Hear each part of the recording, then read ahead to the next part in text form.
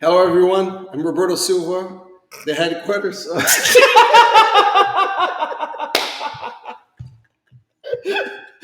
fucking. I won't mess about. I'm It's going to be the blooper one. Oh, man, this is going to be Yeah. a long one. You have training session tonight, right? Yeah. All right. Sounds good. We can give up on this at some point. All right. We can give up on this at some point. All right. Hello, everyone. I'm Roberto Silva here at the headquarters of the Striker, Texas. This is extra time of the Copa Tejas podcast. With me, Rene van der Zanden, owner, co-founder of the Striker, Texas, and Paul Dalglish, head coach of Miami FC, former head coach of Austin Aztex, Ottawa Fury. Also worked you won the national championship. We both won the national championship with PDL. So, Paul, welcome to the Striker, Texas. Thank you very much for having me. I like the serious Paul. You're going to see some bloopers, or we're going to put it up at some point. But it's a dangerous guy to be next to, right, Paul? But tell me, Paul, very good year for Miami FC this year, right? Yeah, we're doing good. Some really good players. You know, it all comes down to first and foremost if you've got good players, and we're lucky we've got really good players, and they're starting to fulfil the potential and starting to achieve what they should achieve with the ability they've got. So I think as a coach, you've got to be blessed with good players, and we've certainly got that this year in Miami. Cool. Rene and Paul, you both won the PDL national championship in 13, right? 2013. Tell me a little bit about that year. How was it? It was fun. I mean, I think the PDL, if you look at it, it's really football in its purest form for me, because the players don't get paid.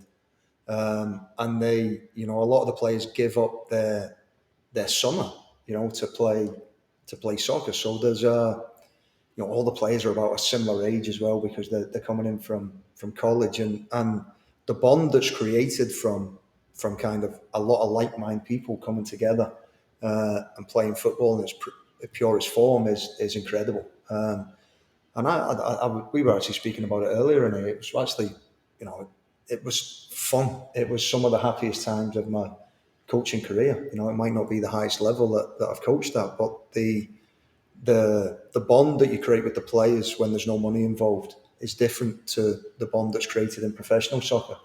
And I still have pride seeing some of the guys that played for the Aztecs in the PDL days going on now to do great things in football. And take a lot of pride hoping that we played a small part in helping them. And that was a question I was going to make to you, Rene. When I met you, you were very proud of what the Aztecs organization was doing to those players to go to the next level, and that was one of the praises that you guys had talking to me about Paul. I had just met him at that time about how that organization was able to develop those players. You had many players that went up to the next level while you're going through the Aztecs, right? Yeah, actually, I'm still drunk from our Champions game. So that's 6 years ago. But Paul is absolutely right. That was a wonderful time, and I think we did everything right when it came to managing the PDL. Right, we brought a first-class coach, David, Marklin, and myself. We really wanted to make sure that these players, which are young, we only have them for a summer, and really feel what it would be, right, and what it could be when you're a professional player. So we created an infrastructure for them with good coaching staff. We provided good housing, and the first years we didn't always win, but it eventually accumulated to a great year. And nobody can complain or say anything bad about the Aztecs when it was PDL. But of course, it's a very different level. And then you go to the big boys league, and that's of course a whole other story and different experiences. But I look with a lot of fun and with pride as well what we accomplished in those years. Actually, the 2012 team, I remember we went to Ocala. That's right. In the playoffs. That was a really good team as well. Yeah. And obviously with Kakuta Mane now that is doing so well in his career. Where he's got to, Kyrie Shelton. That's right. Chris Tapak was in that team. Jack Pope, who's now working in the grassroots level here as well. I mean, there were some good players on that, and I actually think we kind of ran out of gas after the first game, didn't we? With the short term. That's right, because actually that could already be our season. Right? Yeah. I'm happy that it wasn't. Yeah, because the we next one wouldn't was have. good. Yeah, it was Yeah, much better. yeah. Actually, I saw Kyrie play last week at LAFC, Yeah. giving LAFC a big beating. I mean, he hasn't played a lot. He had some injuries, I think, in his career, but he played, I think, the full game, and he looked good. No, it is fun. At the end of the year in Austin, Sonny Guadalajara brings all the How do you say it? Sonny Guadalajara. Guadarrama. Yeah. Guadarrama. Yeah, that's it. Is that Brazilian? That's my way of saying. Roberto. Yes. Yeah. All right. The Spanish is not. So Sonny brings all those players Still together. think you're hung, not height. This is Paul Dalglish, guys. It's even worse outside the cameras, but it brings all those players together, and it is so much fun to see that most of those players that are professional today that came from Austin at some point were on the path of both of you, right? They were with the Aztecs, or even with you, Paul, on the youth side sometimes, and it is a fun game to watch. And now Kikuta is actually playing for Austin FC now, right? It's cool to see a local kid. Yeah. Mackenzie Gaines also signed with the Austin FC now. And his brother, Julian. But Julian's not here, right? But Julian plays very well, playing with you and being everywhere. Yeah. Does a coach take a little bit of almost like a fatherhood position towards those careers of those players? Yeah, I think it's a difficult one because you do take pride, but it's also not really because of you. The players deserve all the credit. So for me, it's you look at it and you think, in a short period of time, Mikey Ambrose played in MLS. He played on the PDL team. Dylan Powers is another one who's just Tony Roca. I was going to say Tony Rocha, and then you Hosha. Michael Lish was signed with the Dynamo. Devin Perales played with RGV, and Kyrie Shelton, Chris Tierpak, Leone Cruz, but Leone kind of played pro before he came to us. He's a little bit different. And then obviously Kikuta, you've got Cito Sione, who went on to, he's still playing professional now. Andre Esquero ended up playing professional for us as well. He played professional before, but there's lots and lots and lots of players. Is it Kalen Ryden, he's doing really well. He went to Columbus, right, initially? Yeah. Kalen, I was actually talking about, I went to see New Mexico and San Antonio a couple of weeks ago in San Antonio, and I was remembering that how life changes, some people, some little actions. Kalen Ryan, we had already signed all the players for the Aztecs in 2015. Yeah. We had no more spots. We had no more budget. And then Kalen showed up and we're like, we want to sign him. We couldn't do it. So you connected with Columbus Crew and said, hey, can you draft this kid and send it our way on our partnership? And that's how he got his first contract.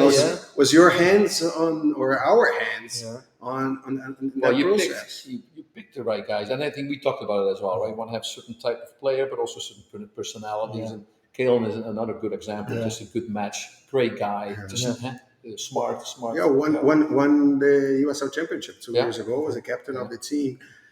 Paul, I made this question to several. I've been interviewing the head coaches and the GMs of different clubs here, especially here in Texas, and had also the chance to talk to Troy from New Mexico a few weeks ago. And some of them have that double position of being the technical director and the head coach, and some of them are not. And you've been everywhere, right? Mm-hmm. You've been the head coach, you've been the GM, and you've been the GM and the head coach at the same time. What are the main differences, and what are the benefits and the challenges of each one of those positions? Now, I think that it's, it's tough to do both, especially the technical director and head coach. A lot of it is the same. It's an old-fashioned type football manager, if you like, rather than just being a head coach, because the old school managers would pick the players, they would, do a lot of the technical director roles as well. The general manager is totally different. I actually think the general manager and head coach role that I did in Ottawa is a conflict of interests. And I was young and full of naivety that I thought, yeah, I can do both. But the conflict of interest comes when you are trying to motivate somebody as a player on that player coach level. But then as a general manager, you're showing them what the value is by whether you give them a new contract, or whether you what type of money that you pay them, what type of food that you're going to eat on the road, how do you travel, and so you can get into conflict with players over non-football situations that you want to try and pass off to somebody else when you're the head coach. So I think that the GM slash head coach combination is tough. But the technical director one is something I'm really comfortable I with. don't know if it was Troy or Mark. I really can't remember this at this time. Made a very good comment. He said the biggest challenge of being the Was mine not a good technical. comment? No, it was a very No, good all one. right. It I'm was a just very saying. good one. Also. It's up there. Right? It's, Do you know what I mean? it could be a little bit better, but okay. But the challenge on being the technical director and head coach for one of them, again, I don't remember which one, was saying during the year you're trying to make the player feel that they're good, they're the best, and all of that. And then when you get at the end of the year, you put your technical director hat on and you say, "Hey, you're not Yeah. good for me anymore." Yeah. And that was a big challenge.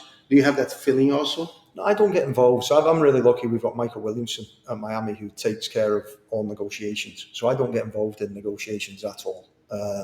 He negotiates everything. My thing is, if I'm very, very transparent with players. So if I'm telling a player during the season that that they fit in my plans next year, they will fit in my plans next year. It's up to them to then negotiate that contract with Michael. But I don't really have any kind of fear of that, because I like to be honest with players anyway. I think that players handle can handle disappointing information as long as it's honest and it comes from the right place. So I think that yes, you are motivating them, but if you have to lie to a player to motivate them, they're going to be in the plans next year, and then they're not in the plans next year, then that will come back to bite you in the backside, because that goes around, and then players, they've still got players and friends in the team, and then they're like, well, he told me he was going to keep me, and now he's not kept me, and then other players might not trust what you say in the future. So it's, for me, I think the biggest conflict, as I found, was if you're negotiating, then that becomes the challenge, because you can be saying, they might think they're valued more, or they might think they're valued less, because ultimately the only thing that you're really showing your cards at is playing time. Cool. One of the challenges of USL over the past decade or so was always the lack of consistency, especially on the squad with Yeah. the squads year after Yeah. year. USL has been changing a little bit Yeah. more. I know you're having longer Yeah. contracts now. What is the Miami situation today, percentage wise? Do you have most of the players on multi-year? What do you believe? Yeah, so I think that if you look at the most settled teams or the most successful teams with consistent results, they've normally got a settled team. Arizona have returned Phoenix, have returned a lot of players. Tampa have returned a lot of players. Louisville have returned a lot of players, and there's no coincidence why they're doing well, because it takes time to build a team. And we found that at last year we put a team together, and with the season only being so short, we were only just starting to get it together after about 10 games.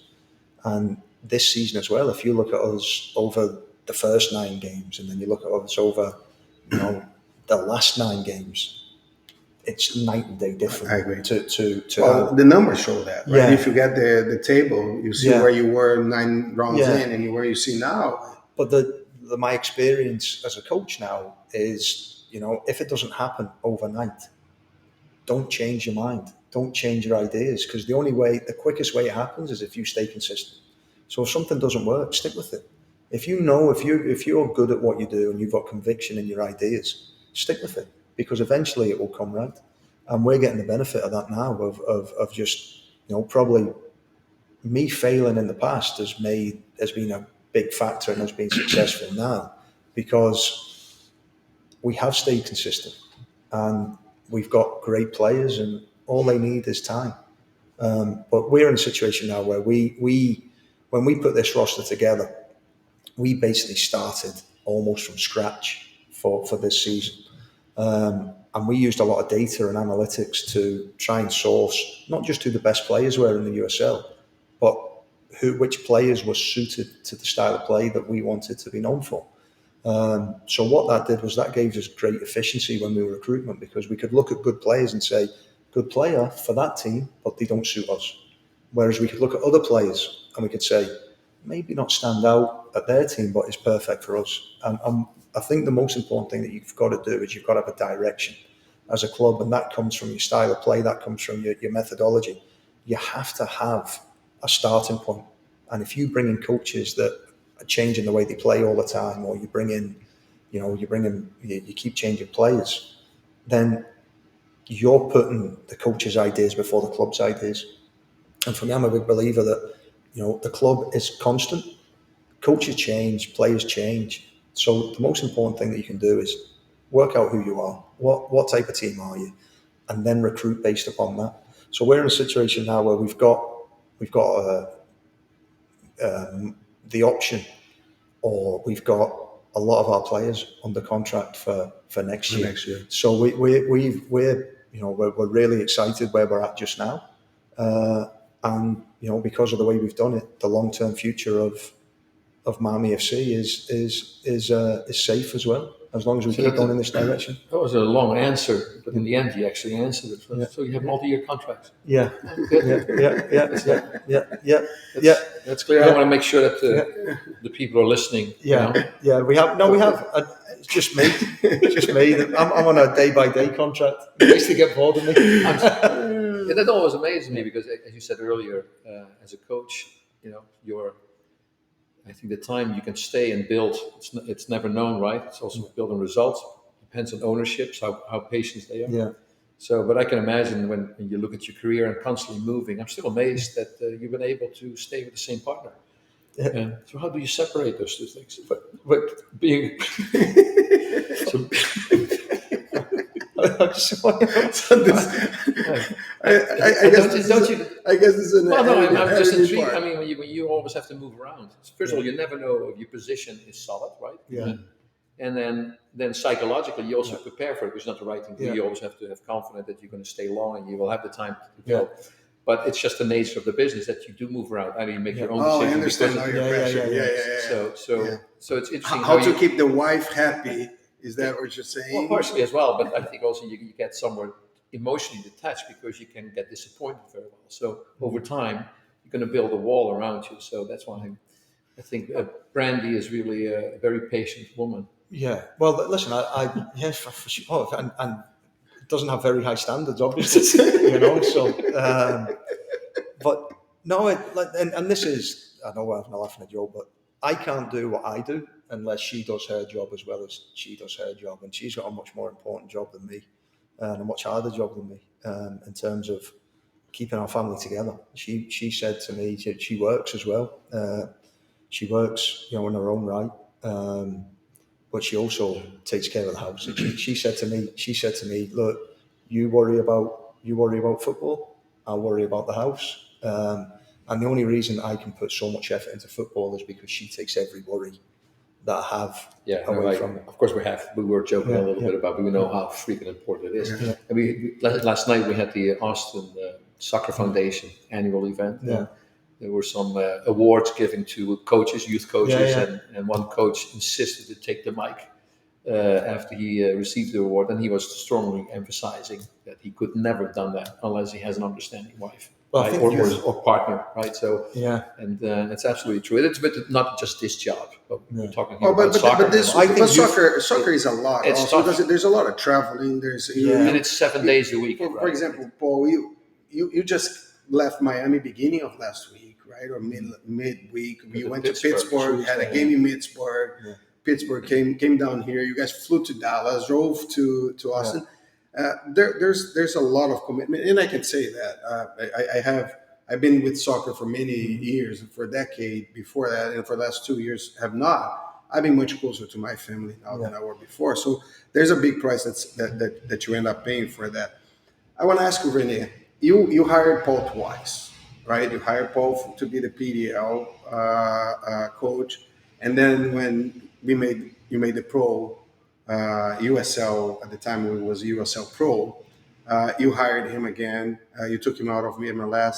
So two questions, one for each is how was that process of selecting Paul the first time and selecting Paul for the second time, and then Paul after that, what made you decide to leave MLS to come a level down and do that work, Rene? And you're not going to ask the question. We're going to do the third time.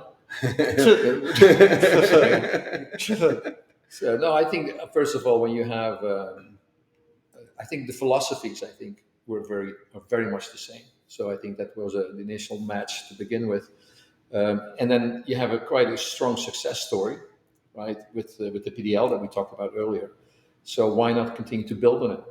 Which is also part of philosophy. We're kind of grassroots kind of builders because we had the ambition that this town, needs and deserves and will get MLS at some point in time. And we were kind of building the Aztex on the basis that would be the foundation for what is next. And obviously it's here, it slightly went a different way. But so the second time, that was just a very natural, decision. Of course, you continue with success with people who who are all stand behind the idea and then the strategy. So it was just a perfect match, right? In that sense. So Paul, if it was so natural for the ownership to bring you back, was it natural for you to leave MLS and come back to a level down? Yeah, I think Austin felt like home, and although I was in MLS, I went and, I was so lucky that I got given after the success. We won the national championship in the PDL, and then Jeff Cassar, called me and it was a surprise really when he just got the head coaching job from Jason Christ, and I'd known Jeff a little bit and kept in touch with Jeff a little bit because he was in charge of scouting the PDL when he was assistant coach at Salt Lake. So he'd kind of seen the way the team played and the success we'd had, and then asked me if I could go and help him with Throat Lake. And Jeff is one of the best human beings that you could hope to work alongside. But when I went there, I was I think I'm so kind of I don't know, maybe I like my ideas and I like being the head coach. I like being in charge.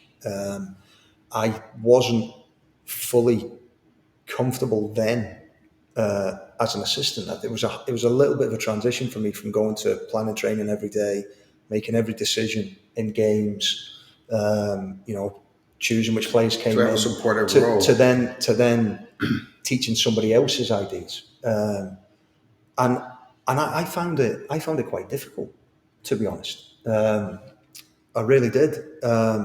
So when Renee came in, obviously my wife's from Texas. Both my kids were born in Texas. When Renee came in and sold me the project that you ruined, I was it was a no-brainer. I was really excited to come back, and I just went in and I said, look, I went and spoke to Garth Lagerway and Jeff Cassan and said, look, I've got this opportunity to go back to Austin. So all that negotiation on getting better salary because you didn't want to come I down mean, Paul was all. Paul has a very good attorney. I took less money. I took less money to come back. No, I did. you did. I did. So and it was so that showed you how much I wanted to come back, and obviously for me now, family is number one, and being somewhere, and football's always second to family. So how much my wife and kids wanted to be close to family in Texas made a lot of sense. made a lot of sense. And then, Paul, the Striker Texas, of course, we cover all Texas teams on USL level and MLS level. Would be crazy for me to have you an exclusive manner like today and not ask about Houston Dynamo and your time there and 2 MLS Cups, right? And did you get an Open Cup also? No, right? The 2 MLS Cups, right? You came in one season, the second season, part of the season you were first hurt, season, right? first season I came in mid-season. Second season I got hurt. But was I think an important period to adapt to the US, right? Yeah, no, it was culture shock, really, in terms of just the heat. I remember because I was playing for Hibs at the time in Scotland, and remember I came over in August to sign with the Houston Dynamo, and August in Houston is no joke.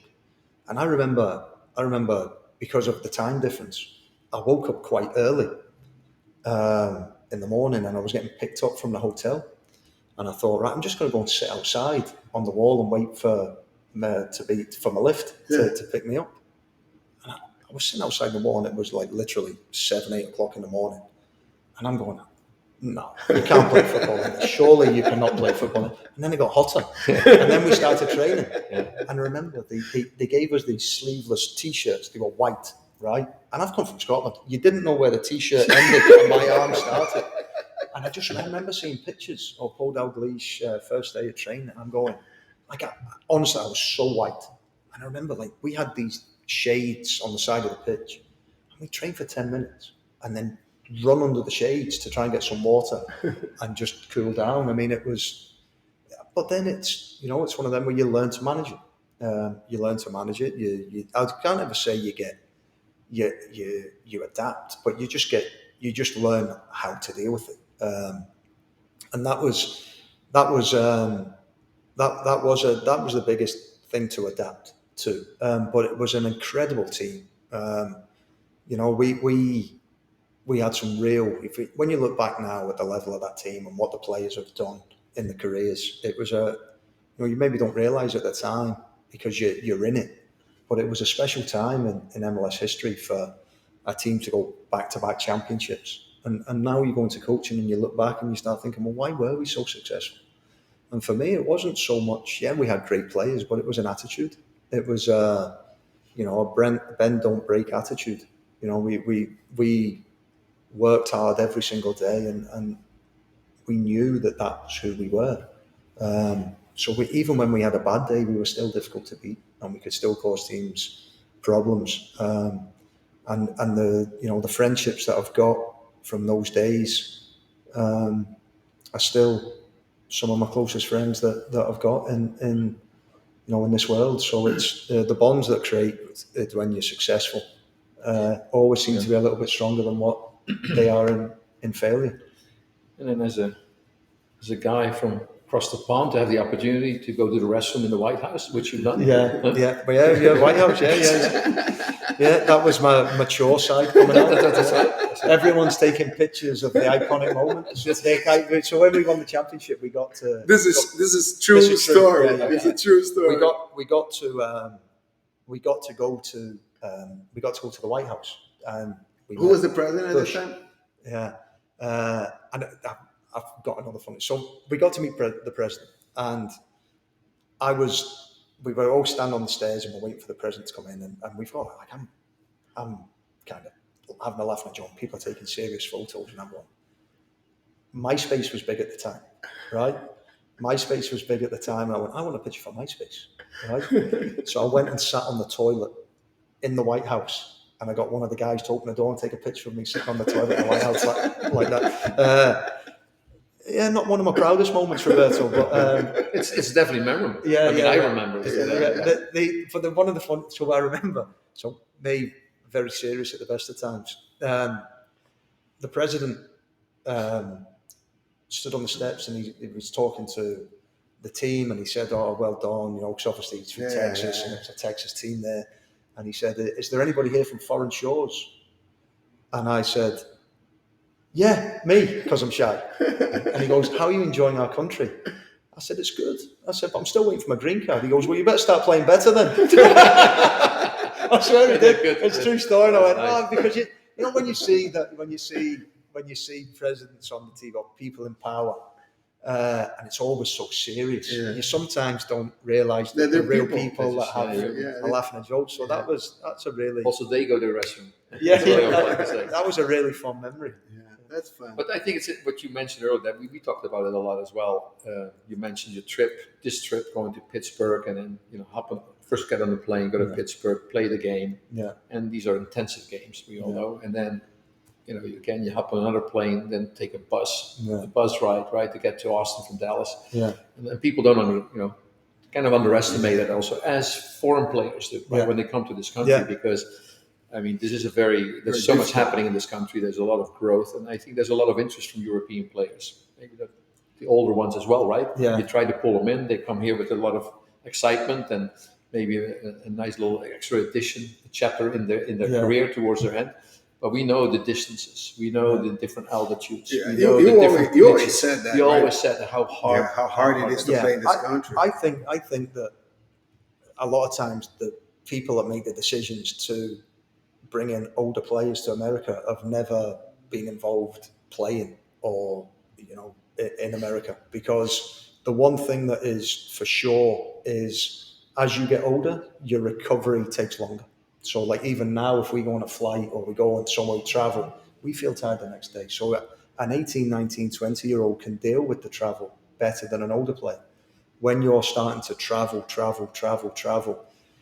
not only is it tough to recover from the training session in time for the game on the Saturday, when you add travel on top of that, it's a young man's game over here. Yeah. And I think that you've seen a lot more older players come to this league and fail, or this country, not just the league, MLS, USL, NASL. There's a lot of more older players come to this country and fail than have been successful. Whereas if you look at maybe the tier below that have come over younger, they've been a lot more successful. And I think that, but the thing is, the older players, the top level players, when they're older, don't want to come to America. They want to come and they want to come and finish their careers here, and they want to try and get a green card. And for me, I've never been somebody that has been interested in getting involved in that, just simply because I've been a player and know how hard it is when you hit 30 playing in a warm environment with the travel and the training. So if I'm going to sign an older player in America for all those reasons, I'm really, really, really diligent about doing my homework, about what the motivations are, etc. We're almost done here. We talked a lot about how well we developed the players and all of that. We have a good audience on the youth families and youth players also with the Striker Texas. There was a message that you could send to those kids that are going through the process on the youth pyramid. What message can you send to those parents and to those players? For me, it's there's so much more to when you're working in the youth level. There's so much more to it than trying to be a professional soccer player.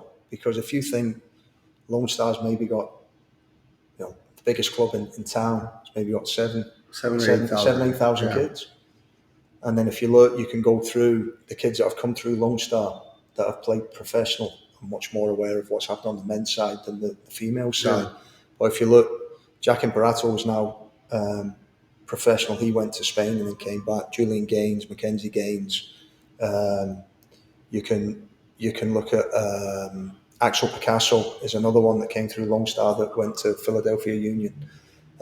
Chris Tierpak, Carrie Shelton, Kakuta Mane, and you can definitely all the guys that we've mentioned there. I don't want to start reeling off names, but if you look at that, 8,000, it's a low percentage. Yeah. It's a low percentage. So for me, it's about the 0.1% might make it as a professional player. But the more important thing that if you're involved is realizing that you've got a more important role, which is to develop people to be successful in whatever they choose to do. Because most of them aren't going to be involved in soccer when they finish playing. And my thing is, we've got to remember that enjoyment. At the end of the day, I love football. because I was allowed to enjoy it when I was younger. I think sometimes we put too much pressure on young players and don't allow them to enjoy it. And for me, it was I remember one time we had, I don't know where we were traveling, but we were talking about that, how in England and in Brazil, when the kids are not playing, they're playing, right? Yeah. It's either with a rock or whatever all the Yeah. time. And there's sometimes we, like you're saying, we came to that conclusion that although it's very structured, the youth in the US, Yeah. we don't allow them to have fun playing the game. Well, Right? I think that the pay to play model in this country, and I think that if we're going to go off on a tangent here, this is one of my kind of most enjoyable things to talk about. But I look at the pay to play structure, and the parents demand, because of the college recruitment process in this country, that you need to play at a certain level to qualify for a certain tournament, to qualify so that you can be seen by a college coach, so that you can get a college scholarship for soccer. So what now happens is, if you the ECNL, the Development Academy, which is now the MLS Next League, that what they did was they tried to get away from that. But that's maybe in Austin there's one team. Yeah. So you're talking about 40, maybe 100 kids that are in that program out of the 10, 20,000 kids that are playing. So if you look at what happens is teams now need, because it's a business, right? When you've got to pay for lights, you've got to pay for fields, you've got to pay for coaches, you've got to pay for all this. And parents are paying for it because they want to go to the top level, to get, and then go to. So now as a coach, you have to win. You have to win, so that there's promotion and relegation in youth football, but not in professional football. So we put kids under pressure, but we don't put adults under pressure. It's absurd. It's absurd what happens in this country. And now the coaches have to micromanage during games because the parents are demanding that the team plays at this level so that it can qualify for this tournament, so that they can get a college scholarship. And what happens is, what we have in this country is, if we have a lot of players that can follow instructions, but not a lot of players that can make their own decisions. I think we lack a lot of creative players because of the system. I agree. It's not really. I think the system needs to change, and I'm a big believer in guided discovery, where you create youth development. For me, is about creating the conditions where the players work out the answers for themselves, and it doesn't have to be. It doesn't have the old saying: "Give a man a fish, and he can give a man a fish, he can feed himself for a day. Teach a man how to fish, he can feed for life." So my thing, and that's what we've got to do in football. We've got to teach the kids how to fish. We can't just keep giving them fishes. But do you see? I can see you went to see President Bush. There's a lot of those. Do you see an improvement? I think there's good and bad. I think there's good and bad out there. But I think for to see a significant change, the system has to change. There's a fundamental issue with the system where there's the pay-to-play model works, and the clubs get bigger. And although they're non-profits, they. So I might be putting you on the spot here. I know you don't mind for that, but so is NCAA the problem for soccer in this country? What's NCAA, the college system? NCAA. Yeah, NCAA. No, because I think the college system gets. People criticize that, but it's too late for development when they get to 21, 22. But I'm saying, you're saying the pay to play. No, but the college. So I think the college system is the best part of soccer in this country, because the failure rate in soccer is so high that if you can play soccer and have a degree at the end of it, and then at 21, most people have finished growing. I was a late developer. I never stopped growing until I was about 21. So. Most people have finished growing, and then at 21 you can make a decision. Do I want to be a professional soccer player, or do I want to use my degree to provide for the rest of my life? You give yourself a big insurance policy. I turned professional at 17. I never finished high school. So if I didn't work in football, that explains a lot of what it does. Yeah, but it doesn't. I never finished high school, right? I never finished high school, so my options are small. Yeah. I don't have a degree to apply for jobs with. Whereas for me, it's the key areas of development are between 8 and 12, really. That's when you really process that, the ability to develop technique and solve problems. And, you know, I go a little bit differently to most people when it comes to youth development. And, you know, I feel that it's been quite successful for me. Where I think in America, a lot of times it's broken down into technical, tactical, physical, psychological. And I think that's just nonsense. For me, one of the most important things that you can have in football, or the most important thing, is awareness. Because if you've got awareness, you know, then you can see all your options. Then the second most important thing is decision making. Because once you've seen your options, you've got to decide what to do. Then the third most important thing is technique.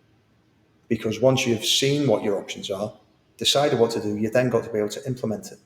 And then it's fitness, fourth. Because once you do, you've got to do these three things for the duration of a game. And what we do is we start at the other end. Yeah. A lot of times in America where we'll work on fitness or we'll work on technique without opposition. So if you work on technique without awareness and decision making, so with no pressure, then it's not real technique. Yeah. So for me, it's like that. You look, the most creative players came through. You look back 30 years ago in football, and there were so many creative players, so many players that could problem solve because there was no coaching. Yeah. You know, it was street football, it was schoolyard football, it was everyone. We played with no fear of failure. So it was like I'm a firm believer of it as well. There's no question about it. As a matter, every time I watch even an MLS level, what you just described, what is kind of still there's a lack for that. What is missing, you see it every day on the highest level of professional soccer in this country, and the decision making it's amazing when I watch it. They have options, they have the technique, and they always don't take have that. Yeah. Often they take a total wrong decision. But I agree. And you think about it though, right? You think about it. When we played in the playground, we all had people saying pass, pass, pass, and you were trying. I don't care. There's no coach to tell me not to do it. I don't mind if the players tell. So what you would do is you've got to think that was your practice where you would try something 5 times without a fear of failure and get it wrong 4 times. But if a kid gets it wrong 2 times in this country, a coach is saying keep it simple. Well, how do you ever do the complex if you're telling kids to keep it simple?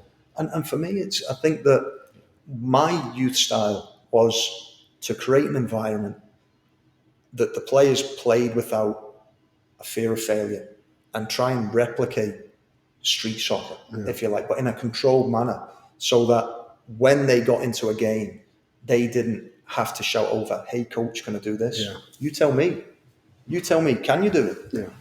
Because for me, I think that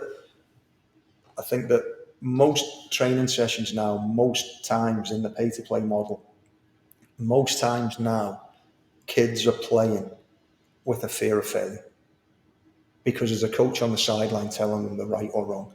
And the easiest way what do your kids like doing more than anything now? What do they like? If they've got some spare time, what do they do?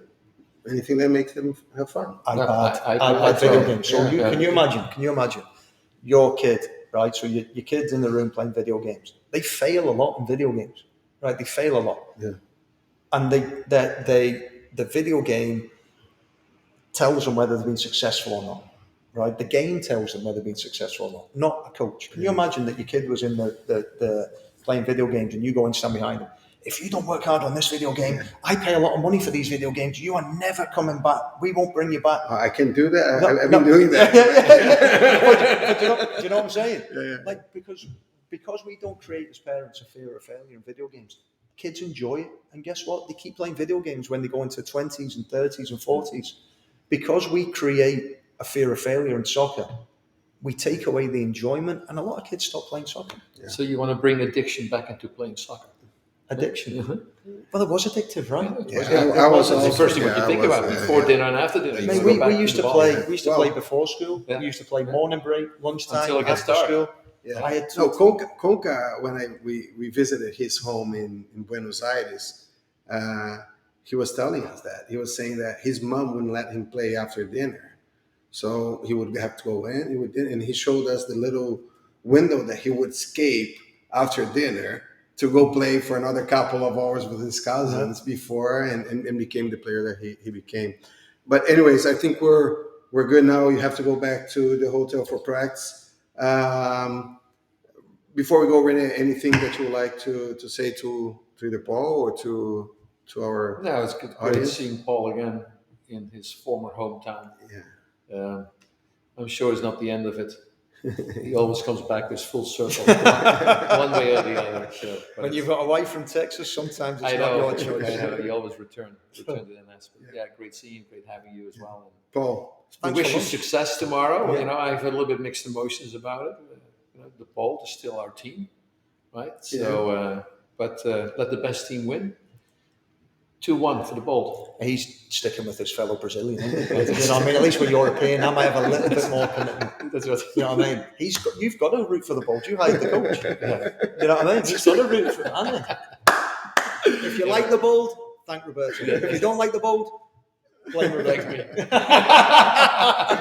Paul, thank you very much for being here. Any final words? No, just great to be back, and it's amazing. I've been away from Austin for 3.5 years now, and to see what's happened in the city Crazy. in 3.5 years it's incredible. I wish I'd kept my house. Yeah. Bad investment. Hey, you sold okay. Yeah. So we have here Rene van der Zanden, co-founder of the Striker Texas. Paul Dalglish, head coach of the Miami FC of the USL Championship, playing the Bowl tomorrow. I'm Roberto Silva, executive director of the Striker Texas, and you just listened to Extra Time for the Copa Tejas. Remember to subscribe. You got 30-day free trial. Support local soccer.